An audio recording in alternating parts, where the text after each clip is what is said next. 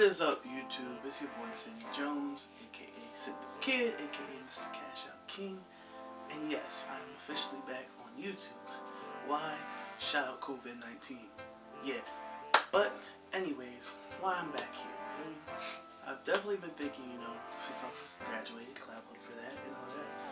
But I've definitely just been thinking back of what I can do to, make use of the time until I go to grad school. What to use with content and sports journalism, because I love sports. Everybody knows me, knows I love sports. So what better way is to start providing you with content on my YouTube channel that I already have. Expect more videos like this. I'm preparing to get my podcast started soon. Maybe some exclusive things regarding sports and interviews and things of that matter. But so far right now, I'm just giving content on what's going on. So expect more of that. But anyways, today we're talking about NFL free agency. So far we've had a wild NFL free agency. People are moving all over the place. People getting their money. People getting traded. All that stuff. I feel like my jacket is all whatever. But anyways, what we're here to talk about is NFL free agency. All the teams, people getting traded, people getting cut. And I'm gonna talk more in depth about player cuts and releases in a different video. But today we're just gonna talk about teams. So I got 5 winners and losers. So 5 winners, 5 losers of NFL teams of the NFL free agency for 2020. For right now. Let's say this is a way too early winners and losers. So let's get right into it.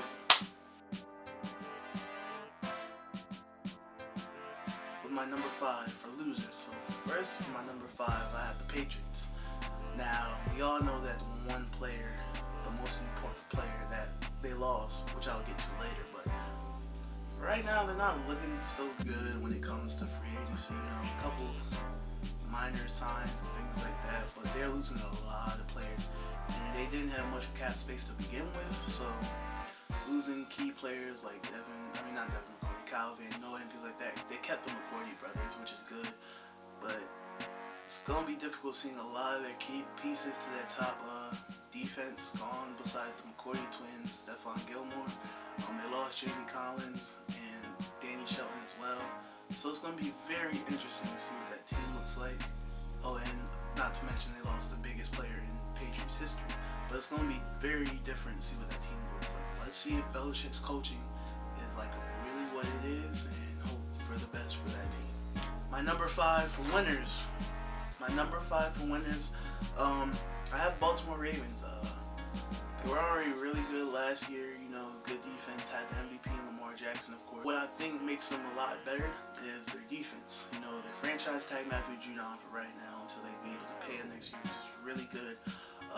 You traded for Calais Campbell, which is great because, D lineman, that's that piece you need. And you also got Michael Brockers.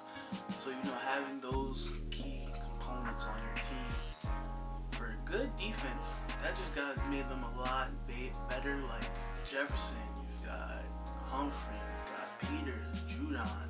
Now you've got Calais Campbell, one of the best defensive linemen in the franchise. You also have Michael Brockers, so it's like that's a win-win. So expect for that team to be better than they already were last year, which is really scary. And hopefully they can finally be in the Super Bowl. Number 4, I have for losers is the Philadelphia Eagles. You kind of guys, y'all see that they recently just got Darius Slay in the trade from the Lions. But besides that, and Hargraves from Pittsburgh, I don't really see much progress. Vaitai just left to go to the Lions too, a key offensive lineman. But they need a lot more besides that. I think just only having that. Darius Slay is going to change the game, especially hopefully it makes the corners around him better. Sidney Jones, Jalen Mills, and company. Hopefully they get better. Front 7 is still going to be pretty good, but I think you need more guys. Because Carson can't keep getting beat up like that. He needs weapons. You can't have, almost his backup quarterback be a receiver for him. So I think they need to fix that and figure out what to do with that, and I think they'll be alright. Number 4 for winners, I have Cleveland Browns. For a team that seemed like they won last year when they got Odell and key components, I this year really helped as well. Jack Conklin, he's a great offensive lineman. Helped Derrick Henry be the top rusher in the league. Nick Chubb is one of the best rushers in the league, so hopefully he'll help fix that and protect Baker, you know. Also, they got another weapon in Austin Hooper at tight end. Him and Njoku, if Njoku stays, I think it'll be a great combination. You know, having tight ends is very important in this league today because, you know, mismatches. So I think having that helps. And I think, you know, having, you know, Carl Joseph is also another addition that I think people are kind of sleeping on. Carl Joseph was a top pick in NFL draft just about 5-6 years ago.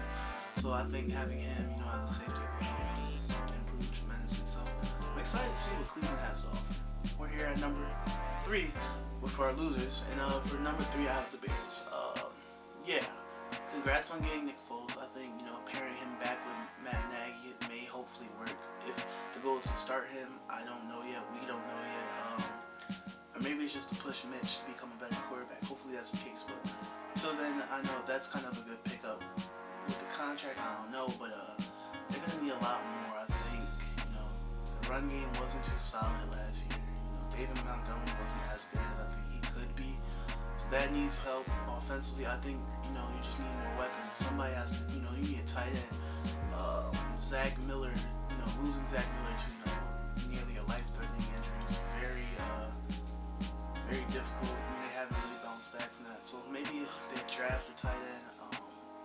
Something of that matter, but they need more offensive because I think the defense last year, you could see it last year, was tired of winning games for them and having to score for them, and because of that, the defense was so worried about the offense, they backtracked from how good they were 2 years ago. So things of that matter, you know, I'm hoping they regress and figure it out. My number 3 for winners, though, is the Oakland Raiders. No, I'm sorry, the Las Vegas Raiders now. They're Vegas. So we'll call them the Sin City Raiders because I personally feel like that would be a lot better, but they've gotten better defensively. You know, they got Jeff Heath, Carl Nassib, Corey Littleton, Eli Apple. I think those are great pieces on a defense. You know, those are good quality players. Corey Littleton, I don't think he got not a lot of credit last year or the past few years on being a Ram. You know, due to Aaron Donald. You know, you got Jalen Ramsey now. But he's been a great player, so I assume they're going to be great for the few years to come. They got defense. We'll see what they do with the quarterbacks. Now they got Mariota now with Derek Carr. Maybe have a QB competition. But so far, the Raiders look really good in free agency, and let's see if it carries on to the draft. So now we're at the last 2, or 2, like, we got number 2 for losers and winners, and number 1 for, you guys get it. But last 2, so losers, I have the Detroit Lions, or the Detroit Patriots, whatever you want to call it at this point, because I don't know what it is, but Patricia keeps bringing in New England guys, and I don't know how this is faring. I get it, you want your defensive players that you had when you had your defense, so maybe it'll work, but I don't know. But I think getting rid of your all-pro corner doesn't help your team. I mean, you did get Desmond Trufant, who's a pretty decent corner, but I think if you would have had both of them, yeah, it would have probably been better set than just having one of the 2. And even if you had one of the 2, I would have probably chose Darius Slay. But he didn't seem to be happy in Detroit. So he's leaving. So we'll see how that works. You know, Philly's got a great corner. So we'll see how that works for them. I guess, if you look at it this way, it sets them up for Jeff Okudah. But hopefully we'll see how he does. But right now, I don't think Detroit's in the prime position they want to be. But we'll see. You know, offensively, you got to help Matt Stafford because he's on his own just getting beat up. He needs some offensive line. He has the weapons. You know, Galladay, Jones Jr., Danny Amendola's back, Kerryon Johnson in the backfield.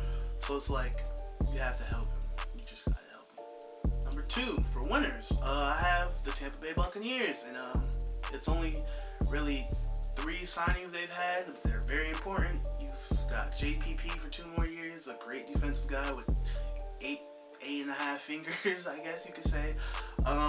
You've got Shaquille Barrett, who's been, you know, was one of the best. I had him as defensive MVP last year because he was just all over the place. You franchise tag him, keep him for a year until you're ready to pay him. And of course, which I find crazy, but you got TB12. Y'all won the Tom Brady sweepstakes. So I think that's the big thing. I think you give Tom Brady weapons, probably his best receiving core of all time, since he had just Randy Moss out there, Wes Welker. You have two 1,000-yard receivers in Mike Evans and Chris Godwin. You've got O.J. Howard and Cam Brate at tight end. You've got Brashad Perryman too as a receiver, you know. You've also got Ronald Jones, Peyton Barber. So you got people around you, you know. Brady's going to have a fun time in the Bruce Arians offense now.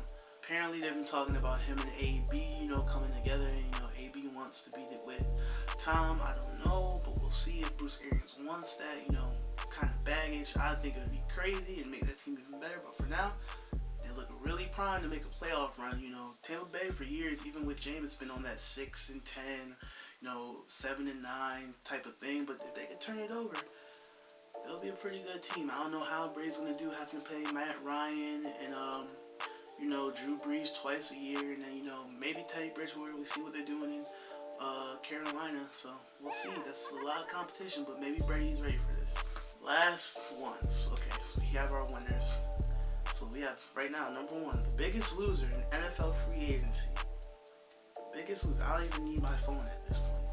The biggest loser is the Houston Texans.